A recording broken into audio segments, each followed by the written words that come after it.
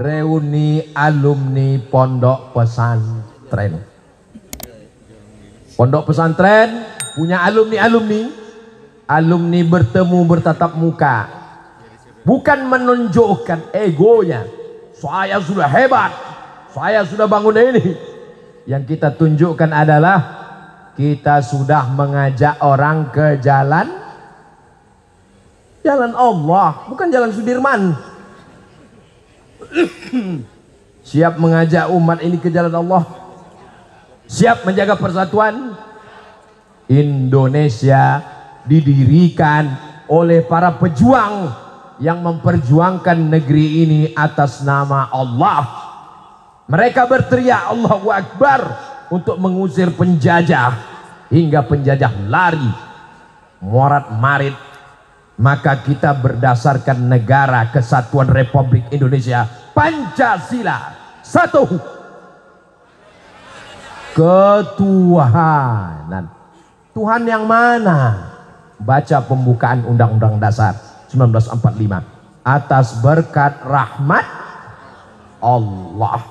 Jelas? Hari Pahlawan. Kapan Hari Pahlawan? Hari Pahlawan 10 November. Tapi 10 November itu orang berani meninggalkan hartanya, meninggalkan kebunnya, nyawanya melayang. Karena ulama memesankannya, kalau kau mati kau akan mati syahid. Kalau mati syahid nyawamu melayang, tapi kau merasa hanya seperti cubitan lembut di atas kulit. Kau tidak akan kena azab kubur. Selama ini kau berdoa, Allahumma inni a'udzubika min adzabi jahannam wa min adzabil qabri. Kalau kau mati syahid kau tak merasakan azab kubur. Dan sampai di akhirat kau tidak dihisab, kau langsung masuk surga. Itulah yang membuat mereka berteriak Allah Akbar. Akhirnya Indonesia merdeka 17 Agustus 17 Agustus tahun 45. Maka 17 Agustus diperingati dengan takbir. Kenapa? Karena takbir itulah yang membuat mereka tidak takut pada kematian. Bertakbir mereka mengusir Belanda. Allahu Akbar. Pulang Belanda ke Amsterdam. Datang Jepang. Bertakbir lagi mereka. Allahu Akbar. Pontang panting Jepang pulang ke kemana? Ke Tokyo. Itu ke kampungnya masing-masing. Datang komunis, berteriak lagi mereka Allahu Akbar. Habis. Belanda pulang, Jepang pulang, komunis bubar. Akhirnya kita berdiri sebagai bangsa yang merdeka, berkedaulatan, berharkat martabat. Merah darah kita, putih tulang kita. Kita tetap cinta Negara Kesatuan Republik. Ini santri besti. Jangan sangka kalau udah di pesantren anti NKRI, anti kebangsaan. Kalau dia kebangsaan anti agama, dibentur-benturkan. Jangan mau diadu domba, karena yang mau diadu domba itu cuma domba. Dan domba akan disembelih hari raya 2.300.000. Harga sudah naik sekarang. Jadi kalau ada yang suka diadu domba, maka diikat kakinya, nanti kita potong tanggal 10 Zulhijjah. Bismillahirrahmanirrahim, Allahu Akbar. Yang motong takbir, yang dipotong takbir. Mana bisa? Kalau kambing dikasih makan rumput 2 tahun bisa disembelih, tapi kalau manusia tidak bisa. Maka kata Allah, ulaika kal an'am, mereka lebih hina daripada binatang. Maka kalau mau anak cucu kita selamat dari adu domba, insya Allah solusinya tinggal satu, pondok pesantren. Saya nggak maulah anak saya di pesantren nanti kurus seperti Ustaz Somad. Saya kurus bukan karena di pesantren.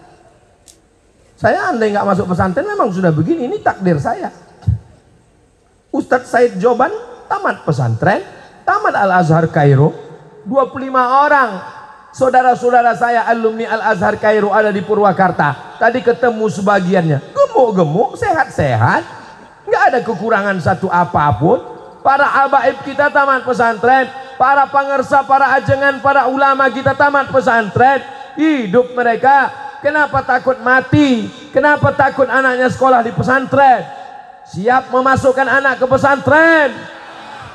Awas kalau enggak. Siapa yang sanggup mengawal anaknya dari mulai bangun pagi sampai tidur malam? Angkat tangan. Enggak ada. Bapaknya pagi sibuk cari nafkah, ibunya wanita karir, anaknya enggak tahu. Maka yang siap menjaga anak kita dari mulai buka mata sampai tutup mata, hafalan Qur'annya, baca kitabnya, hanya pondok pesantren.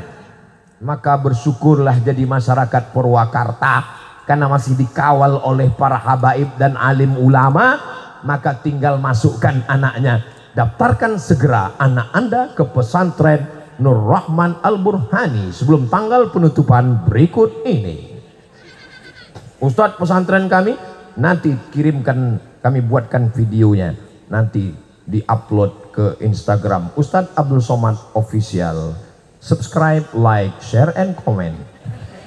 Saudaraku yang dimuliakan Allah Subhanahu wa Ta'ala, maka 3 acara kita, haul sudah, wisuda sudah, pertemuan alumni sudah, ketemu alumni, ketawa nostalgia masa di pesantren. Perlu juga dibahas, mau dibawa kemana hubungan kita ini. Jangan hanya sekedar kumpul-kumpul aja. Si Anu kemana? Si Anu kemana? Kalau sudah 10 tahun tamat, kalau tamat pesantren umur 20, berarti 10 tahun nggak ketemu. Umur 30, saat 30 nanya, tinggal di mana? Udah nikah atau belum? Anaknya berapa? 20 tahun nggak ketemu. Pertanyaannya, sakit apa? Sakit pinggang, diabetes, asam urat, asam lambung, asam pedas. 30 tahun nggak ketemu, mulai pertanyaan, tunjukkan padaku di mana kuburnya. 40 tahun nggak ketemu, pertanyaannya udah nggak kuat lagi, mulai berbisik, pakai pampers merek apa? Kita semua akan menghadap Allah. Yang muda belia jangan bangga, yang tua jangan putus asa. Yang muda jangan angkuh dan sombong, yang tua berbagi pengalaman. Kakak kelas senior, adik kelas junior, bersama-sama membangun Purwakarta, membangun pesantren kita, membangun negeri kita. Maka insya Allah kita tidak akan dijajah bangsa lain selama kita tetap berpegang kepada Quran dan sunnah Rasulullah sallallahu alaihi. Taraktu fikum amraini, ku tinggalkan pada kamu 2 perkara. Intamasaktum bihima, kalau kamu pegang, lan tadillu abada, kamu tak akan sesat. Kitab Allah Al-Quran, wa itrata ahli baiti, ahli baitku, zuriatku, keturunan Rasulullah sallallahu alaihi wasallam. Alhamdulillah ada keturunan Rasulullah SAW di Purwakarta, ada Naqabat, ada Rabithah Alawiyah, ada keturunan Sayyidina Al-Husain punya anak, itulah dia Sayyidina Muhammad sallallahu alaihi wasallam punya anak, Sayyidatuna Fatimah Az-Zahra punya anak, Sayyidina Al-Husain punya anak, Sayyidina Ali Zainal Abidin punya anak, Sayyidina Muhammad Al-Baqir punya anak, Sayyidina Ja'far Shadiq punya anak, Sayyidina Ali Al-Uraidi punya anak, Sayyidina Muhammad An-Naqib punya anak, Sayyidina Isa Ar-Rumi punya anak, Sayyidina Ahmad bin Isa Al-Muhajir, muhajir, pindah dia ke Tarim Hadramaut Yaman, punya anak. Itulah dia Ubaidillah punya anak, itulah dia Alawi, maka disebut dengan Ba'alawi, keturunan masyhur. Ulama Al-Azhar mengakui, lihat ceramah-ceramah tausiah Syekh Usamah Al-Azhari. Imam Ibnu Hajar Al-Haythami mengakui, tiba-tiba diketemukan buku belakangan yang buku itu tidak pernah diceritakan oleh para ulama. yang dinisbatkan kepada Imam Fakhruddin Ar-Razi tahun 606 Hijrah, yang menulis kitab Mafatih Al-Ghaib, Tafsir Al-Kabir, yang ulama tak pernah tahu, dan kitab itu ditahqiq oleh orang Syiah, dan orang Syiah itu sendiri pun bingung dengan kitab itu.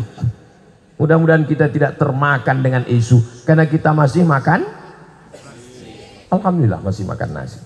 Sebagian jamaah udah nggak makan nasi lagi. Makan apa? Makan malam, makan pagi, makan siang. Saudaraku yang dimuliakan Allah Subhanahu wa taala. Tapi katanya dalam hadis kitab Allah wa sunnati, yang kitab Allah wa sunnati ada dalam kitab Mustadrak Al-Hakim dan kitab Muwatta Imam Malik bin Anas. Yang itrata ahli baiti ada di dalam Sahih Muslim, tidak ada benturan. Yang kitab Allah wa sunnati, Al-Quran dan sunnah Rasulullah, yang ahla baiti, karena yang melaksanakan sunnah Rasulullah adalah para habaib, zuriatnya Rasulullah sallallahu alaihi. Kalau kita cinta sama orang, kita panggil ya habibi. Kalau perempuan, ya habibati. Kita pencinta para zuriat Nabi, maka kita panggil mereka habib. Kalau satu orang habib, kalau dua orang habibani, ahbab jamak, habaib jamak, maka mereka awalnya adalah Sayyidi Al-Habib Umar bin Abdurrahman Al-Attas. Dialah orang pertama yang dipanggil sebagai Al-Habib. Maka sejak itu sampailah hari ini keturunan Sayyidina Al-Husain, keturunan Sayyidina Ba'alawi dipanggil dengan Sayyidi Al-Habib. Mudah-mudahan kita bersama dengan mereka di majelis yang baik ini, bersama pula nanti di surga Jannatul Firdaus insyaallah.